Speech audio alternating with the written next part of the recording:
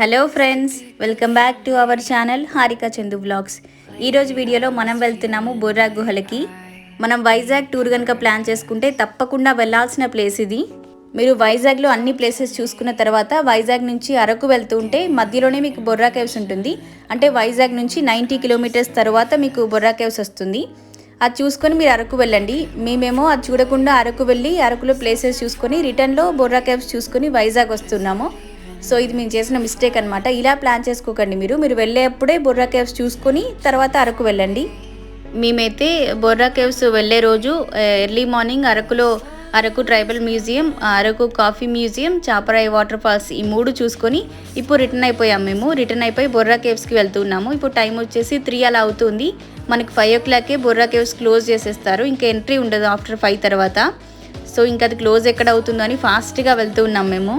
ఈ అనంతగిరి హిల్స్లోనే ఉంటుంది మనకి బొర్రా కేవ్స్ అనేది. అనంతగిరి మండలం కిందకు వస్తుంది ఈ బొర్రా కేవ్స్ ఉన్న ప్లేస్ వచ్చేసి. ఈ ఘాట్ రోడ్స్ అయితే చాలా డేంజరస్గా ఉంటాయి. పర్ఫెక్ట్ డ్రైవింగ్ రాని వాళ్ళు కనుక ఈ ఘాట్ రోడ్లోకి ఎంటర్ అయితే ఇంకా వాళ్ళకి నరకమే ఉంటుంది. బొర్రా కేవ్స్ పక్కనే అంటే ఒక 1 కిలోమీటర్ డిస్టెన్స్లో మనకి కట్కీ వాటర్ ఫాల్స్ ఉంటుంది. మీరు ఇవి 2 ప్లేసెస్ ఒకటేసారి ప్లాన్ చేసుకోవచ్చు. అండ్ మీరు వైజాగ్ నుంచి వచ్చే వాళ్ళైతే వైజాగ్ నుంచి వస్తూ ఉంటే మీకు తాటిగూడ వాటర్ ఫాల్స్ కూడా వస్తాయి. అవి చూసుకున్న తర్వాత మీరు బొర్రా కేవ్స్కి వచ్చేసి ఇక్కడ Katiki water falls, Borra caves చూసుకొని ఇంకా గాలికొండ వ్యూ పాయింట్, ఇంకో వ్యూ పాయింట్ ఉంటుంది. ఈ 2 వ్యూ పాయింట్లు చూసుకొని మీరు అరకు వెళ్ళొచ్చు. 1 డేలో ఇలా ప్లాన్ చేసుకోండి. మీరు అనంతగిరి ఘాట్ రోడ్లోకి ఎంటర్ అయిపోయిన తర్వాత మీకు ఇంకా సింగిల్ రోడ్డే ఉంటుంది. మళ్ళీ అక్కడ వేరే రోడ్లు ఏమి ఉండవు. ఆ ఒకటే రోడ్ నుంచి వస్తూ ఉంటే మధ్యలో 3-4 విలేజెస్ అయితే కనిపిస్తాయి మీకు. కానీ ఇదే పెద్ద విలేజ్. ఇక్కడ నుంచి మీరు రైట్కి వెళ్ళాలి. మీరు వైజాగ్ నుంచి వస్తే రైట్కి, అరకు నుంచి వస్తే లెఫ్ట్కి, అక్కడ నుంచి మళ్ళీ 5 కిలోమీటర్స్ లోపలికి వెళ్తే అక్కడ మీకు బొర్రా కేవ్స్ ఉంటుంది. ఇదే అన్నమాట చౌరస్తా. ఈ చౌరస్తా నుంచి లెఫ్ట్కి టర్న్ అయ్యి వెళ్తూ ఉన్నాము. కొంచెం ఫుడ్ ఏదైనా తినాలి అనుకుంటే ఈ ఘాట్ రోడ్లో ఈ హిల్స్లోకి ఎక్కిన తర్వాత మీకు కొంచెం మంచి ఫుడ్ దొరికేదంటే ఇక్కడే. కానీ మేమేం తినలేదు, మాకు లేట్ అయిపోతుంది. గూగుల్ మ్యాప్స్ ఫాలో అవుతూ వెళ్తూ ఉన్నాము. కానీ ఎందుకో మళ్ళీ డౌట్ అనమాట. ఈ ఘాట్ రోడ్లో మళ్ళీ రాంగ్ డైరెక్షన్లో వెళ్తే ఇంకా కష్టం కదా. అందుకని ఈ బుడ్డోళ్ళని అడుగుతూ ఉన్నాము అడ్రస్ కరెక్టేనా అని. అట్టే అని చెప్పారు. ఇంకా వెళ్తూ ఉన్నాము. టైం వచ్చేసి 4:30 అవుతుంది. అప్పుడు ఇంకా హాఫ్ అన్ అవర్లో మేము బొర్రా కేవ్స్కి వెళ్ళాలి. అది క్లోజ్ చేసి లోపల వ్యూ అంతా కవర్ చేసుకొని రావాలి. మళ్ళీ చీకటి పడక ముందుకే వైజాగ్ కూడా వెళ్ళాలి. ఇక్కడ నుంచి 90 కిలోమీటర్స్ మళ్ళీ వైజాగ్ వెళ్ళాలి మేము. ఇక్కడ టర్న్ అయిన తర్వాత 5 కిలోమీటర్స్ వెళ్తే బొర్రా కేవ్స్ అని చెప్పాను కదా. నాకైతే ఈ జర్నీ అసలు ఏంటో ఒక 10-15 కిలోమీటర్స్ వెళ్ళినట్టు అనిపించింది. ఎంత వెళ్ళినా ఇంకా రావట్లేదు ఏంటి అనుకున్నాను నేను. అలా లాంగ్ అనిపించింది నాకైతే. మరి బొర్రా గుహలకి వెళ్ళాలంటే విశాఖపట్నం నుంచి బస్సు అలాగే రైలు సర్వీసులు కూడా ఉంటాయి. ప్రత్యేక వాహనాల్లో కూడా ఇక్కడికి చేరుకోవచ్చు. విశాఖ నుంచి బొర్రా గుహల వరకు చేసే రైలు ప్రయాణం అయితే ఒక అద్భుత అనుభూతులతో కూడిన యాత్ర. రైలు దాదాపు 40 గుహల ద్వారా ప్రయాణిస్తుంది.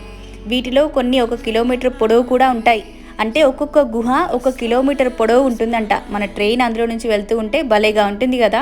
మేమైతే ఆ ట్రైన్ జర్నీ మిస్ అయిపోయాము. ఎందుకంటే కరోనా వల్ల ఇప్పుడు ట్రైన్స్ నడవట్లేదు. అందుకని మేము బైక్ పైన వెళ్తూ ఉన్నాము.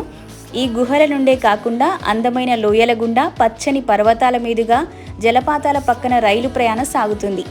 ప్రకృతిలో మనిషికి అర్థం కాని వింతలు, విశేషాలు, అద్భుతాలు ఎన్నో ఉన్నాయి కదా. ఇలాంటి అద్భుతాల్లో సహజ సిద్ధమైన బొర్రా గుహలు కూడా ఒకటనే చెప్పుకోవాలి. ఇంకో 1 కిలోమీటర్ అయితే మనం బొర్రా గుహలకి చేరుకుంటాము అన్నప్పుడు అక్కడ మనకు ఒక సైన్ బోర్డు కనిపిస్తుంది కటికీ వాటర్ ఫాల్స్ది. అక్కడి నుంచి మనం ఇంకో 5 కిలోమీటర్స్ లోపలికి వెళ్తే కటికీ వాటర్ ఫాల్స్ ఉంటుంది. మేమైతే అది చూడలేదు. మీరు ప్లాన్ చేసుకోండి. అది కూడా దగ్గరే కదా. ఇది చూసినప్పుడు అది కూడా చూసుకొని రావచ్చు. మాకు టైం లేకపోయేసరికి మేము అది ప్లాన్ చేయలేదు. సో ఇక్కడ ఇలా స్ట్రీట్ షాపింగ్ అయితే ఉంటుంది. మనం పెద్ద వెహికల్స్ ఏమైనా తీసుకొని వస్తే అక్కడ వరకు వెళ్ళనివ్వరు. ఇక్కడే పార్కింగ్ చేసుకోవాలి. అండ్ మనం ఫుడ్ ఏదైనా ఆర్డర్ ఇచ్చి వెళ్ళొచ్చు ఇక్కడ. అంటే బిర్యానీ లాంటివి ఏమైనా ఆర్డర్ ఇచ్చి వెళ్ళి మనం బొర్రా గుహలు చూసుకొని వచ్చిన తర్వాత ఇక్కడ తినేసేయచ్చు. మేమైతే ఎగ్జాక్ట్గా 10 to 5కి వెళ్ళాము అక్కడికి. ఇంకో 10 minutes అయితే టికెట్స్ దొరక్కపోయేది మాకు. అంటే క్లోజింగ్ టైం అనమాట. టికెట్స్ క్లోజ్ చేస్తారు. కానీ లోపలికి వెళ్ళిన టూరిస్టులు ఉంటారు కదా, వాళ్ళు బయటకు రావడానికి మాత్రం 6 వరకు ఉంటుంది. లోపల మనం ఇంకో హాఫ్ అన్ అవర్ 1 hour లోపల ఉండొచ్చు. అందరు ఒక్కొక్కరు బయటకు వచ్చేసరికి 6 అయిపోతుంది. సో ఫైనల్గా అయితే మనం బొర్రా గుహలకు వచ్చేసాము. ఇప్పుడు ఇక్కడ టికెట్ తీసుకుందాము. టికెట్ వచ్చేసి పెద్దవాళ్ళకి 70 రూపీస్, చిన్న వాళ్ళకైతే 50 రూపీస్. మనం కెమెరా ఏదైనా పెద్ద కెమెరా లోపలికి తీసుకెళ్తే 100 రూపీస్ ఛార్జ్ చేస్తారంట. అంటే ఫోన్కి అయితే ఏం ఛార్జ్ చేయలేదు. మరి అందరు వీడియోస్ అయితే తీసుకుంటూ ఉన్నారు. బోర్డు అయితే అలా ఉంది. ఈ టికెట్ కౌంటర్కి ఆపోజిట్లోనే మనకి హరిత రెస్టారెంట్ ఉంది. అండ్ లగేజ్ కౌంటర్ కూడా ఉంటుంది. మీరు ఏదైనా ఎక్స్ట్రా లగేజ్ తీసుకొని వస్తే ఈ లగేజ్ కౌంటర్లో పెట్టుకొని వెళ్ళొచ్చు. ఎందుకంటే కింద అంతా కూడా మీరు మెట్లు ఎక్కేది దిగేది ఉంటుంది. మీరు లగేజ్ క్యారీ చేస్తూ మాత్రం కిందకి వెళ్ళలేరు. నాకైతే చాలా ఎగ్జైటింగ్గా ఉంది, ఎట్ ద సేమ్ టైం భయంగా కూడా ఉంది. ఎందుకంటే ఇది చూసేసుకొని మళ్ళీ మేము వైజాగ్ వెళ్ళాలి కదా. చూసారా చీకటి అయిపోయింది, అసలు వెళ్ళేప్పుడే చీకటి అయిపోయింది. ఇంకా లోపల చాలా తిరిగేది ఉంటుంది. లోపల గుహలైతే మీకు ఓపికన్నంత వరకు తిరగొచ్చు, ఎంత తిరిగినా అయిపోవు అసలు. స్టెప్స్ ఫ్లోర్స్ లాగా కూడా ఉంటాయి. అసలు అవి ఎలా ఫామ్ అయ్యాయా అనిపిస్తుంది లోపలికి వెళ్తే అయితే. ఈ బొర్రా గుహలనైతే 1807వ సంవత్సరంలో బ్రిటిష్ భౌగోళిక శాస్త్రవేత్త అయినటువంటి విలియం కింగ్ కనుగొన్నాడంట. తెలుగులో బొర్రా అంటే రంధ్రం అని అర్థం వస్తుంది. ఈ గుహలు రంధ్రంలాగే ఉంటాయి కాబట్టి వీటికి బొర్రా గుహలు అని పేరు వచ్చింది. సహజంగా ఏర్పడిన ఈ గుహలు 10 లక్షల ఏళ్ల క్రితం నాటివని చెప్తూ ఉంటారు. లోపల మీరు అబ్జర్వ్ చేస్తే స్టోన్ కాకుండా లైమ్ స్టోన్ కనిపిస్తూ ఉంటుంది, అంటే సున్నపురాయి కనిపిస్తూ ఉంటుంది లోపల మీకు.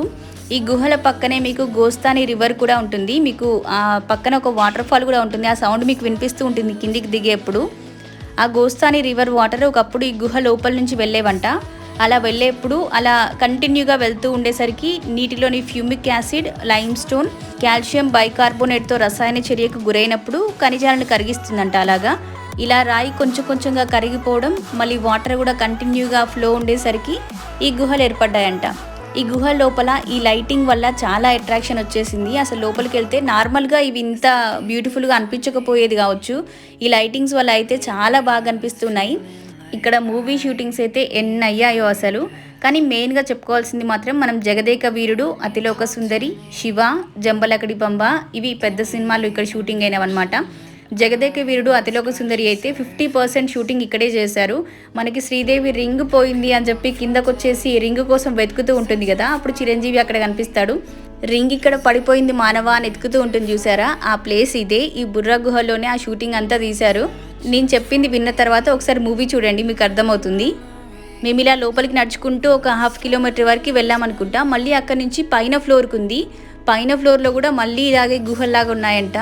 ఇంకా లేట్ అయిపోతుందని మేము ఒక 1 కిలోమీటర్ వరకు తిరిగామనుకుంటా. లోపల తిరిగేసి ఇంక రిటర్న్ అయిపోయాము.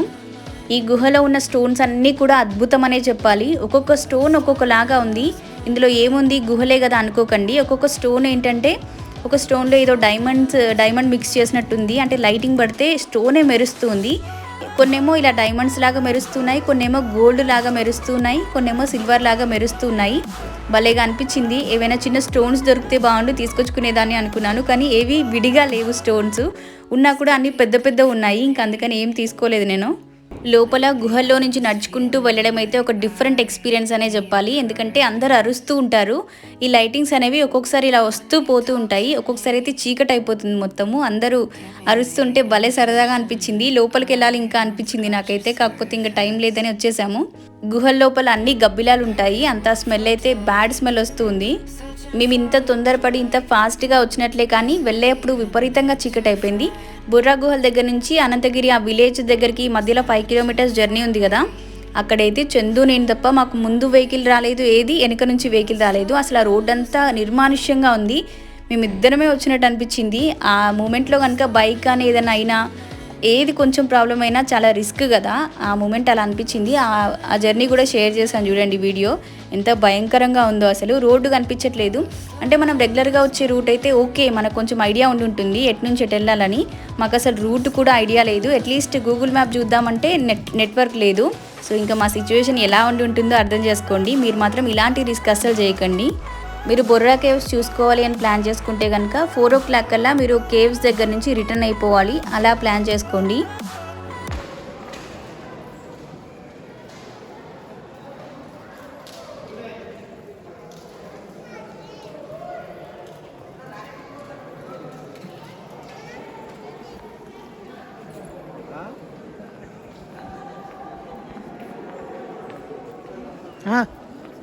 ఇక్కడ ఫోటో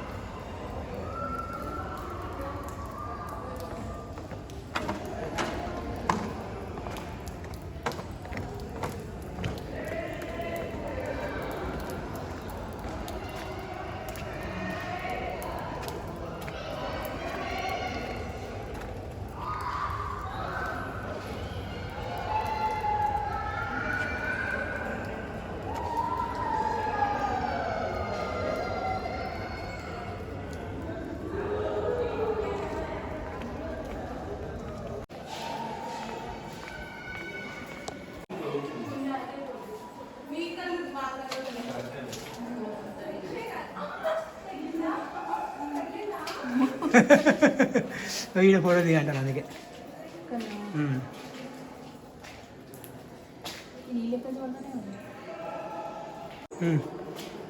స్టోన్ అంతా షైనింగ్ స్టోన్ ఉంది ఇక్కడ.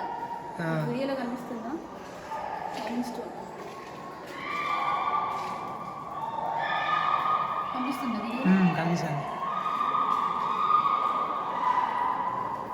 స్టోన్ ఎట్లా మెరుస్తుంది? అవును.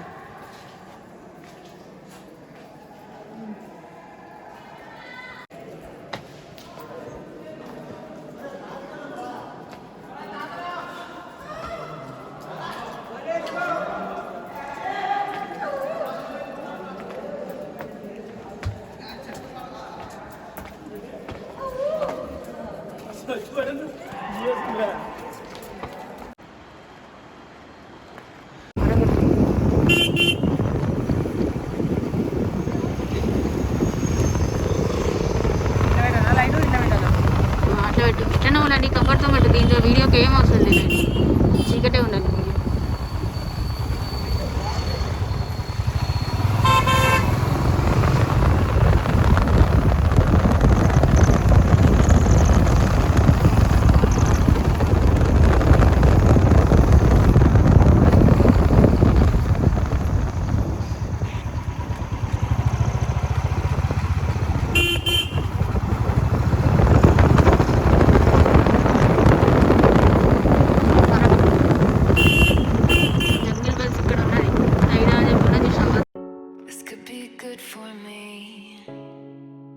Lately I was feeling like I need a purpose,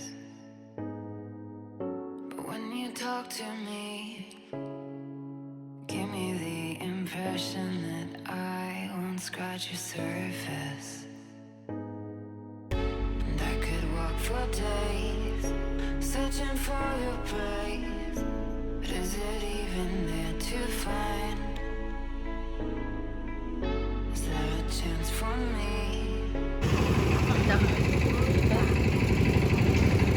తీస్తున్నా ఇక్కడ తీరాయినా